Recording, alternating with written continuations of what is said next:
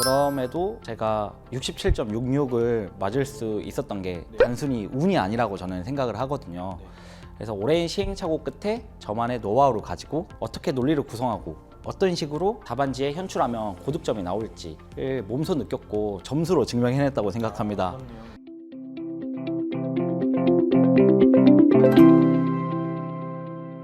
네, 안녕하세요. 상세한 인터뷰 정상특허 서상철 변리사입니다. 오늘은 이제 단독으로 인터뷰를 진행하게 되었는데요.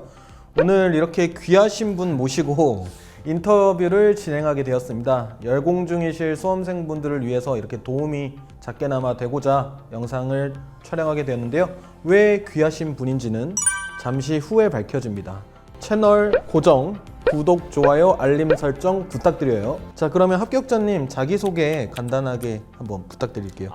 안녕하세요. 저는 60기 변리사 시험에 합격한 정경대라고 합니다.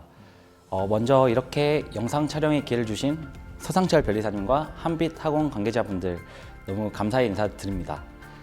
저는 해양대학교에서 선박기관 시스템 공학부를 전공하였고 전공 후에는 약 4년 정도 승선 생활을 했습니다. 승선 생활 중에는 선박기관사로서 선박기계에 대한 유지, 운영, 보수 등을 담당했었습니다. 그러면 합격자님 승선했다고 하신 거면 결국 이제 배를 타신 건데 그러면 이제 많은 사람들의 로망 있지 않습니까?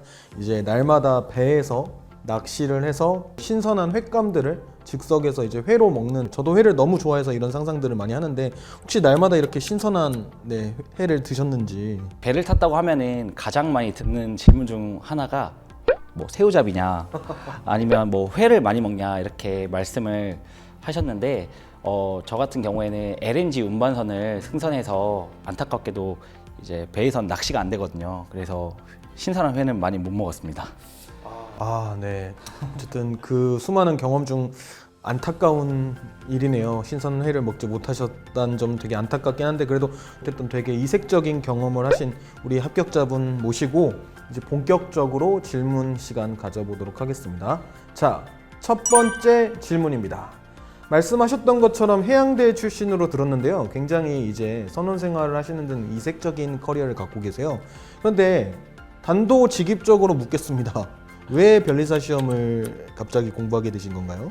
선박기관사라는 직업도 굉장히 메리트 있는 직업이라고 생각을 하거든요. 그래서 일단 기본 급여가 굉장히 높습니다. 높고 이제 고된 승선 생활이 끝난 후에는 약 2, 3개월이라는 긴 휴가를 받게 되는데 이것도 일단 유급 휴가고요. 월급이 나온 유급 휴가. 그래서 해외여행 가는 친구분들도 많고 이제 다양한 분야로 이제 승선 생활을 마친 뒤에 다양한 분야로 진출하시는 분이 많아서 굉장히 메리트 있다고 생각하는 직업 중 하나였거든요. 잠깐만요. 이거 우리 이제 변리사 일 하시면서 첫 월급 받으시고 좀 실망하시는 거 아닙니까?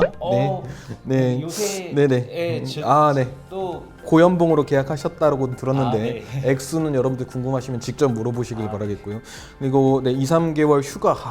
변리사는 이제 월화수목 금금금인데 괜찮으십니까? 그래도 배에서 있을 때보다는 육지에서 걸어다니는 게 너무 행복해서 괜찮습니다. 실무를 하고 나서 다시 한번 저에게 그 후기를 좀 들려주시길 바랄게요. 계속해서 말씀해 주시죠.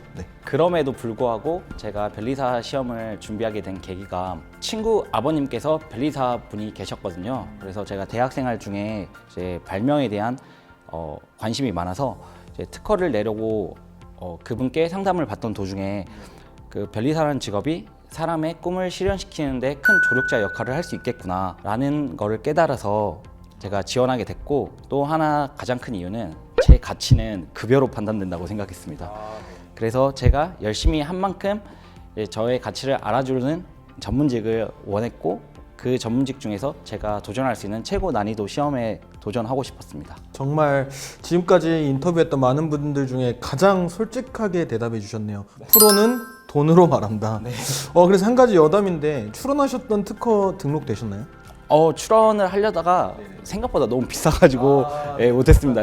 대학생 시절이어가지고. 그러면 이렇게 어쨌든 당찬 포부를 가지고 이제 일을 시작하실 이제 합격자님 앞에 두고 제가 굉장히 인상 깊었던 일이 있었어요. 우리가 그렇죠? 합격자 박람회 때 진짜 이제 합격자님도 그렇고 저도 그렇고 합격했다는 소리 들으니까 박람회 때 서로 일어서서 끌어안고 격한 포옹을 했던 기억이 났는데요. 단도직입적으로 묻겠습니다. 합격했을 때의 그 기분을 생생하게 표현해 주세요. 그리고 어떤 점이 가장 좋았나요? 일단 합격이라는 단어를 보고 처음에는 마냥 기뻤습니다. 마냥 기뻤는데 그 기쁜 마음을 가지고 부모님께 전화하는 순간 너무나도 기쁜데 눈물이 계속 나더라고요. 그 흔히들 말하는 오열한다는 말 있잖아요. 그래서 오열을 해서 지나고 나서 생각해 보니까 일단 그간 저 때문에 마음고생하신 또 부모님에 대한 미안함, 그리고 스스로에 대한 이런 마음 졸이면서 공부한 스스로에 대한 대견함, 그런 복합적인 생각이 들어서 눈물이 났던 것 같습니다. 그리고 합격하고 가장 좋은 거는 수험생 시절에는 누가 이제 지인분께서 아들 뭐 하냐 뭐 물어봤을 때 수험생이라 하지 말아라, 변리사 준비한다고 하지 말아라, 이렇게 얘기를 했는데 이제 당당하게 떳떳하게 우리 아들 변리사야 라고 이제 편하게 말씀하라고 이렇게 했던 게 가장 좋았습니다. 보통 이제 공부하고 있는데 남들이 너네 아들 뭐하니? 자식분 뭐하세요? 하면은 아유 저도 몰라요, 알아서 잘 살겠죠 이러거나 뭐 공부한다던데 잘 모르겠어요 하시면서 뒤에서 굉장히 노심초사하셨던 것 같은데 저희 부모님께서도 그 마음이 정말 생생하게 전달이 되네요. 그리고 일단 제가 꿈꿔왔던 일을 시작할 수 있는 일종의 자격이 부여됐다고 생각하니까 그게 너무 좋았습니다. 벌써부터 이 전문 자격사로서의 태도, 애티튜드가 눈에 보이는데요. 자, 그러면 제가 여기서 조금 민감한 질문을 한 가지 던져보고자 합니다. 많은 수험생들이 공부하다가 보면은 본인의 과가 이제 특수한 과를 다니시는 분들, 물론 이제 저도 천문우주학과 출신이긴 하지만, 그리고 학벌과 관련된 걱정들, 당연히 이제 자신에 대한 직업이니까 미리미리 알아둔 게 좋지만 합격 전부터 걱정하시는 분들이 되게 많습니다. 네. 이제 합격자님은 이제 제가 알기로는 저랑 이제 대화한 내용으로는 서류 통과도 굉장히 많이 하셨고 면접도 많이 보셔서 이제 복수 사무소 합격하셨다가 이제 결국 최적화된 이제 본인이 생각하기에 제일 좋은 사무소 입사하신 걸로 알고 있는데, 뭐 어떻게 보면은 좀 벌써부터 이런 걱정을 하시는 수험생님들 걱정거리 날려버리시고 공부에 집중하실 수 있도록 한마디 해주시겠어요? 이런 고민은 저도 물론 수험생 때 했습니다. 하지만 진짜 걱정하지 마세요. 그 자신의 가치는 본인이 정한다고 생각을 하고 있습니다. 그래서 저는 자기소개서를 적을 때 선박 기관사는 직업을 통해 도면이나 기계 작동 원리에 대한 이해도가 저희 60기 합격자 중에서 가장 뛰어나다고 이런 걸 어필을 했습니다.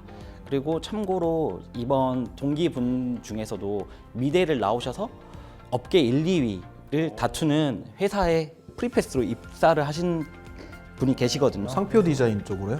네, 맞습니다. 네. 그러니 너무 걱정하지 마세요. 네, 이건 제가 장담하겠습니다. 네. 어떻게 보면은 저 합격자님은 특수한 과의 장점을 살려서 현장의 최전선에 있었기 때문에 오히려 기술에 대한 이해도가 더 쉬우셨을 수도 있겠네요. 네. 어떻게 보면은 저희 사무소에서 이제 합격자 면접을 통해서 이제 선발을 할 때 장점이 됐을 것 같네요. 그렇죠? 그리고 미대 같은 경우에도 아무래도 미적 감각 이런 걸 보다 보니까 이렇게 자신의 특수한 과를 적절하게 활용해서 오히려 장점으로 승화시키는 분들이 있었던 것 같습니다. 이제 저는 별 보는 거 가지고 장점을 이끌어낼 수 없으니까 이제 천문우주학과임에도 인공위성이랑 막 4대 역학 다 공부했습니다. 이렇게 면접 때마다 해명하고 다니느라 정말 힘들었는데, 어떻게 보면 이제 합격자님이랑 이제 미대 다니셨다는 합격자분께서는 자신의 장점이 어떻게 보면 그대로 드러나지 않았을까 싶긴 하네요. 여러분들 말씀해주지 않았습니까? 네, 걱정하지 마세요. 일단 합격만 하면 어느 사무소든지 여러분들께서 골라서 가실 수 있다는 점 꼭 기억하시고, 지금 이 순간에 영상 끝나고 바로 공부하세요. 놀러 가지 마시고. 네. 자, 그 다음으로 두 번째로 이제 좀 예민한 질문을 드려보고자 하는데, 제가 그런 걸 잘 못합니다. 제가 우리 합격자님을 좀 포장을 해드리고 싶은데 또 우리는 야생에서 굴러먹다가 이렇게 합격이라는 열매를 취하지 않았습니까? 그래서 단도직입적으로 물어볼게요. 사시로 합격하셨잖아요. 네. 왜 3번이나 망했습니까? 이거는 정말 제가 장담할 수 있는데 자만했던 거죠. 자만. 네, 먼저 제가 2차가 이렇게 어려운 줄 맞기 전까지는 몰랐거든요. 네. 일단 제가 57회 때 1차 시험을 처음 봤는데 바로 1차를 합격을 해가지고 2차도 금방 할 것 같은데 이런 자만심 때문에 동차라는 소중한 기간을 날려먹었습니다. 그리고 이제 소위 말하는 저희 물기득이라 하죠. 물기득이 돼서 이제 정신 차리고 공부해야지 했는데 기득 동안에 올바른 방향성을 가지지 못한 상태에서 공부를 했던 것 같습니다. 그래서 이제 30대 든 생각이 어떻게 이런 실력으로 기득대 합격을 바랬지? 해서 이제 30대 좀 진짜 공부를 했다고 생각을 하고, 근데도 30대도 이제 안타깝게 소수점 탈락을 했는데 상표가 또 이제 양이 좀 그래 상대적으로 작잖아요. 그래서 GS에서도 성적이 잘 나오고 해서 조금 방심해서 상표 때문에 좀 떨어졌던 것 같습니다. 그래서 제가 그 3번이나 망한 이유를 정리해서 말씀드리자면 방심과 자만 때문이라고 할 수 있겠습니다. 그러게요. 1차 시험을 비교적 빨리 합격하시는 분들 중에서 이렇게 장수생들이 좀 많은 이유가 시험을 좀 만만하게 보고 접근하다 보니까 뭐 만만하네라는 생각 때문에 이게 공부의 연장이 이루어지지 않나 싶어요. 네.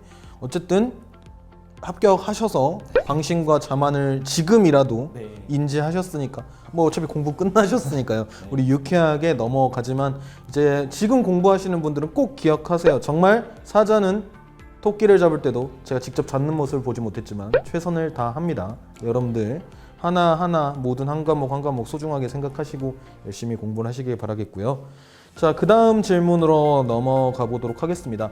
우리 이제 합격자 발표 나오면 수험생분들이 그냥 여러 이제 합격생들에게 공부 방식을 물어볼 거예요. 그리고 좋은 점 차용하고 이럴 텐데, 저는 이제 합격을 하면 모든 분들이 그러겠지만 200명의 합격 방법, 공부 방법이 있다고 생각을 합니다. 그래서 그런 합격 방법, 공부 방법보다 오히려 저는 합격자님께 이걸 여쭤보고 싶어요.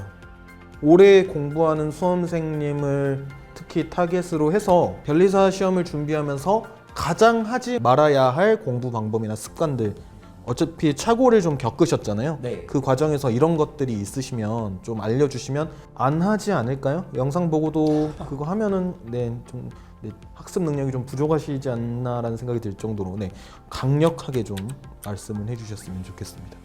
네. 제가 좋아하는 말 중에 이해는 암기를 돕고 암기는 이해를 돕는다는 말이 있습니다. 저는 기득 때 민사소송법의 전체적인 흐름을 이해하지 않은 상태에서 얇은 서브책으로만 암기만을 하려고 했거든요.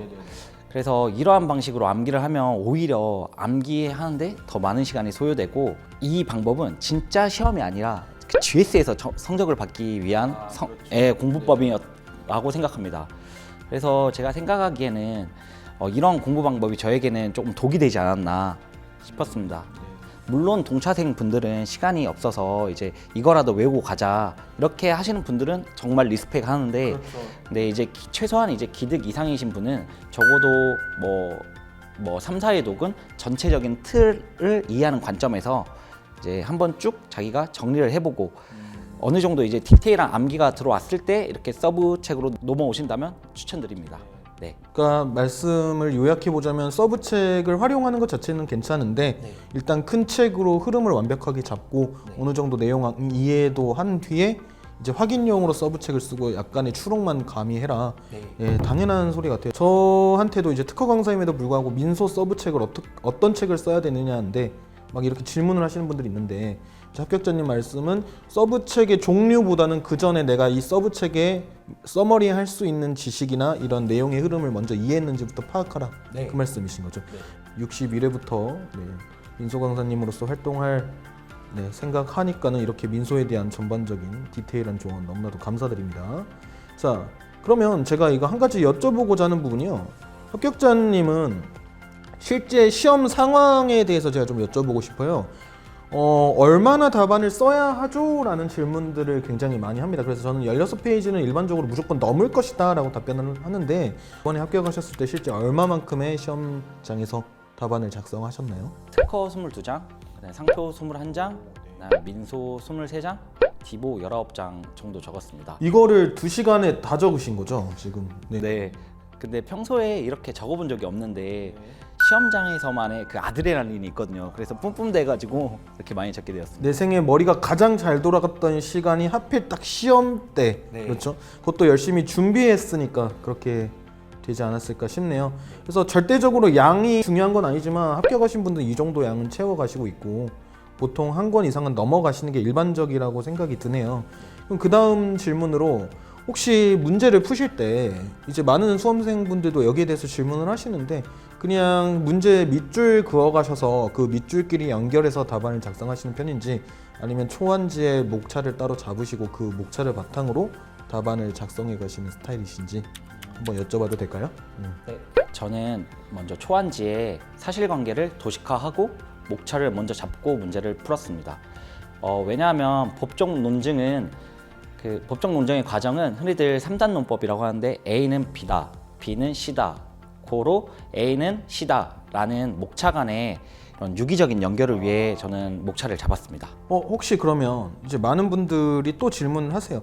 보통 이제 우리가 검토로 외우는 부분들이 판례를 쪼개서 판례의 일부분을 검토로 채용하는 경우가 많죠. 대법원 해설이나 뭐 이런 평석들 빼고는. 실제 수석분들께서는 판례 검토를 굳이 양분하진 않았다라고 말씀을 하시는데 혹시 합격자님께서는 이거 양분을 하셨는지 아니면 그냥 쓰셨는지? 저도 최대한 판례는 그대로 적으려고 했었고요. 네네. 일단은 저한테도 여쭤봤던 게 검토 항상 적었는지 여쭤보시는 분들이 많아서 네네. 이 자리를 빌어 말씀드리자면 검토를 항상 적었습니다. 네, 왜냐하면 이게 주관식 시험이고 설문의 해결을 위해서 위와 같은 판례가 타당한지 아니면 그렇지 않다고 생각한다는 것을 보여주기 위해서 검토를 적었고요. 그 논거는 보통 기본서에 나와 있는 거를 적거나 아니면 판례가 너무 길 때는 또 그런 분설을 해가지고 이 정도는 이제 빼도 되겠다 싶은 거는 분설을 했습니다. 그리고 마지막으로 학설에 대해서 암기해야 되나요 말아야 되나요 이렇게 질문을 많이 주시는데 저 같은 경우에는 이제 민소는 기본이 학판검이다 라고 말씀을 드리고 특허는 정말 공공연한 학설만 암기해라 나머지 다 버려라 라고 말씀을 드리고 실제 시험 보면 4번 시험 보셨을 때 학설 쓸 일이 그렇게 많았나 싶기도 하고 맞죠? 그래서 학설은 혹시 어떻게 어느 정도 준비해서 시험장에 가져가셨는지? 학설에 관한 비중은 민소는 무조건 다 암기를 했고요. 그 다음에 특허 상표의 경우에는 평소 A급으로 찍히는 학설들이 있잖아요. 그런 것들만 암기했습니다. 그리고 저는 유명한 논점들에 대해서는 뭐 비판도 한두 줄 준비를 했거든요. 이게 저희가 절대평가가 아니고 상대평가다 보니까 남들보다 그래도 이 논점에 대해서 관심이 있구나라는 걸 좀 보여주기 위해서 비판도 준비를 해갔는데 혹시 이 영상 보신 분들은 먼저 이게 전제 조건이 판례가 완벽하게 숙지된 후 이제 추가적으로 내가 좀 뭐 남들하고 차별화를 주겠다 이렇게 하실 때만 하시기를 추천드립니다. 주객이 전도되면 안 돼요.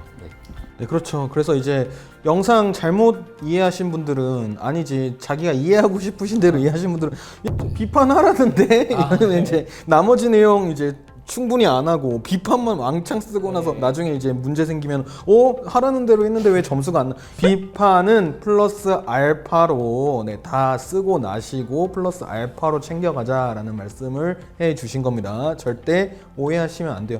사실 이제 공부하신 분들이 저희보다 훨씬 더 똑똑하시고 재능도 많으신 분들인데 이상하게 이제 딱 책 보고 공부를 하게 되면 경직되시고 막 말을 오역하시는 분들이 있는데 이건 좀 전달이 잘 됐으면 좋겠습니다.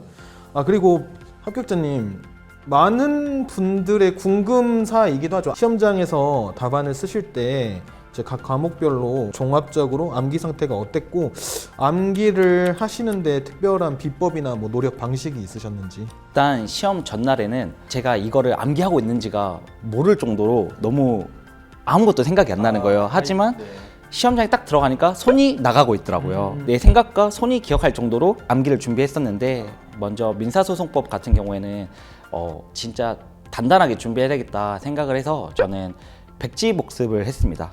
그 방법은 일단 통암기 스터디를 구해가지고 그 하루 공부량을 정한 다음 공부 범위에서 중요하다고 생각하는 논점 5가지 정도 추려서 질문하는 형식으로 했거든요. 이제 40대에 이거를 했는데 말로 하는 것보다 조금 쓰면서 내가 부족했던 키워드들도 체크할 수 있고 어떠한 부분이 내가 부족한지를 파악할 수 있어서 이 방법이 전 정말 효과적이었다 생각하고요. 혹시 뭐 질문하다가 쟤는 왜 저런 거 질문해 하면서 막 의상하거나 그런 적은 그러진 않았나요? 그 공부 범위 중에서도 막 중요한 논점인데 막 엄청 긴 것들이 있잖아요. 그런 것들 쓸 때는 너무 이것도 써야 되나 했는데 막상 또 써보니까 제가 모르는 게 나오더라고요. 그래서 너무 그런 거에 스트레스 받지 마시고 같이 열심히 준비하시길 바랍니다. 네. 그래서 마음 맞으신 분들이랑 이제 공부만을 위해서 이렇게 스터디 활용하시는 걸 추천을 해주고 계시네요. 그럼 혹시 이제 4번 시험을 보셨는데 이제 암기 상태는 이전부터 완성이 되셨을 수도 있는데 뭐 운이 없다거나 시험장에서 실수하셨거나 이런 경우도 있지 않습니까? 본인이 생각하기에 암기 상태는 몇 시대에 완성이 되셨나요? 암기는 30대에 완성됐다고. 네. 그러니까 30대 보통 수석분들이 많이 나오시더라고요. 그렇죠? 네.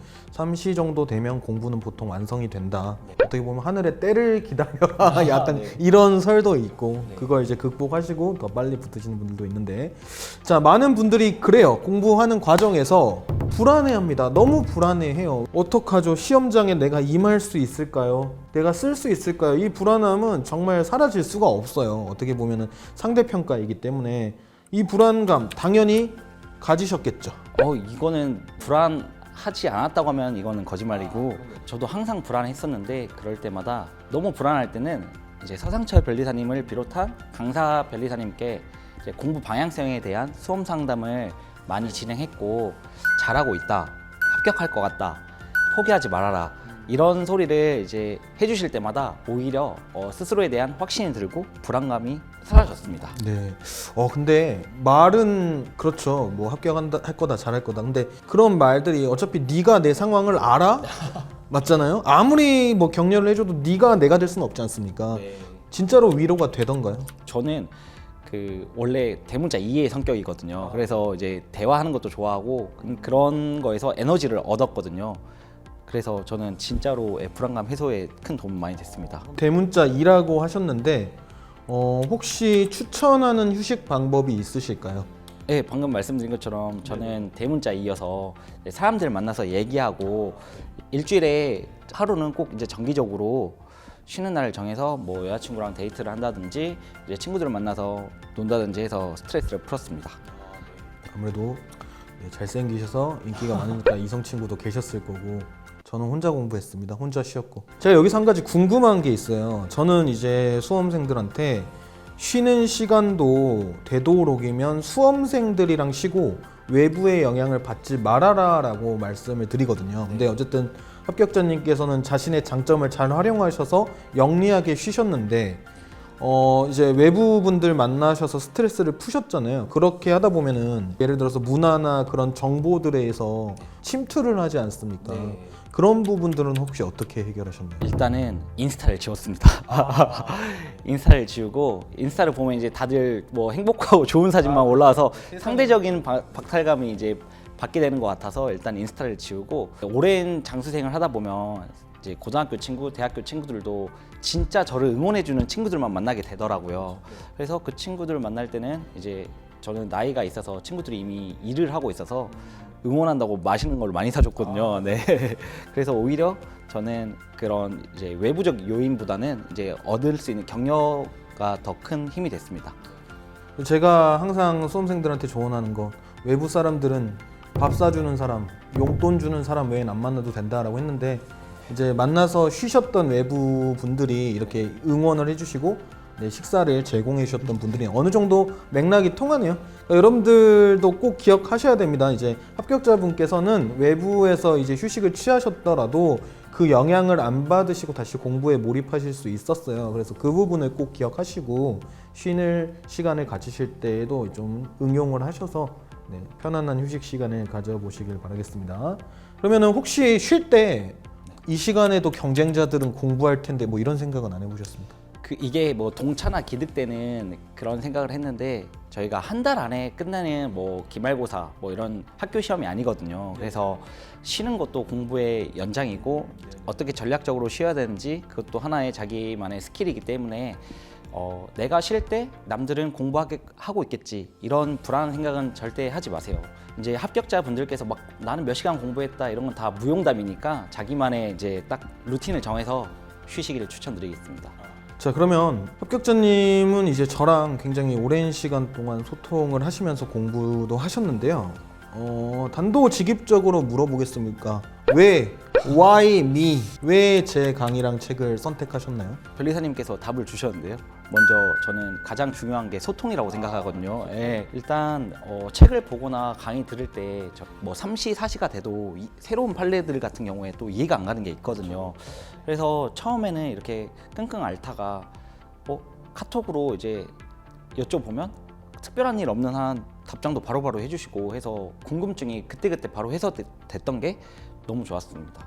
그리고 정상 특허 책 같은 경우에는 전체적인 흐름 파악하기도 굉장히 좋았고요. 수험 적합성이 떨어지는 내용들은 또 이제 과감히 생략하셔가지고, 그리고 보면은 이 판례를 이제 이해를 하고 답안지에 어떻게 현출을 해야 되지 이런 걸 이제 고민하게 되는데 답안지에 현출할 분량까지 이미 다 정해주셔가지고 이해와 암기를 한 번에 할 수 있었습니다. 너무 기계적으로 암기해 오신 거 아닙니까? 네네. 영혼이 없었나요? 진심이시죠? 네, 진심입니다. 진심으로 네. 받아들이겠습니다. 네. 그리고 강의 같은 경우에는 제가 뭐 최종 정리랑 뭐 이런 뭐 콜라보 이런 거 다 들었는데 일단 컴팩트한 게 너무 좋았고, 특히나 그 시간 내에 이제 끝내주시는 거 너무 좋았고요. 그다음에 GS의 경우에는 보시면 채점 포인트가 다 따로 나눠주시잖아요. 그래서 출제자의 의도를 파악할 수 있어서 너무 좋았습니다. 제가 이제 강의 시간 같은 경우에는 이제 1, 2년 차 때 강평을 좀 조절하지 못할 때 시간이 너무 오버되어 가지고 이제 뭐 본의 아니게 이제 요가님 욕도 먹다 보니까 자연스럽게 좀 정리가 된 것 같고요. 질문 답변은 아무래도 이제 컴퓨터 가지고 일을 하는 직업 아닙니까? 이제 합격자님도 일을 하시면 당연히 이제 컴퓨터로 주로 업무를 하시다 볼 텐데 가끔씩 답변이 너무 빠르니까 쟤 백수야? 이렇게 생각하시는 이제 수험생분들도 계시더라고요. 절대 그게 아니라 이제 알림톡이 오면 그거 바로 찍어서 내가 답변 바로 안 해주면 궁금할 거 아니에요. 그래서 그거 빨리 해결하시라고 최대한 빨리 답변을 드리는 겁니다. 저 실무도 굉장히 열심히 하고 있는 변리사입니다. 제 칭찬을 해주셨으니까 너무 감사드리고, 저도 거기에 대한 보답으로 이제 합격자님 PR을 좀 보조해 보고자 합니다. 이번에 이제 민소 강사 지원하셔서 이제 서류 합격, 면접 합격, 이제 스무스하게 합격을 하셨는데요. 평소에도 뭐 강사에 관심이 있으셨나요? 아니면 특별히 민소 강사를 지원하게 된 뭐 동기 같은 게 있으셨는지? 평소에 친구들이 질문을 하면 가르쳐 줄 때 보람을 굉장히 많이 느꼈습니다. 그래서 수험생을 할 때도 나중에 강사를 하고 싶다는 생각이 있었고요. 제가 오랜 시간 공부를 했는데 여기서 느꼈던 시행착오를 후배 수험생분들께 전해드리고 싶었고, 저와 같은 이제 시행착오를 겪지 않고 빠르게 합격할 수 있게 도와드리고 싶어서 강사를 지원하게 됐습니다. 혹시 이 말 어떻게 생각하세요? 보통 수험 생활할 때 가르쳐주는 사람은 떨어지는데 배우는 사람은 붙는다라는 말이 있지 않습니까? 그래서 공부할 때 혹시 남들에게 에너지를 너무 많이 쓰신 거 아닌가? 그런 건 아닌가요? 근데 어느 정도 이제 질문에 대한 답을 하다가 제가 그 딜레마에 그 늪에 빠지는 경우도 있었는데 3시, 4시 되니까 그거 제가 제 선에서 이제 좀 거르게 되더라고요. 질문도 이거 쓸데없는 질문이야 이렇게 하게 되고. 알아서 필터링을 하셨구나. 네. 그래서 오히려 가르쳐주면서 제가 정리할 수 있는 시간이 됐던 것 같습니다.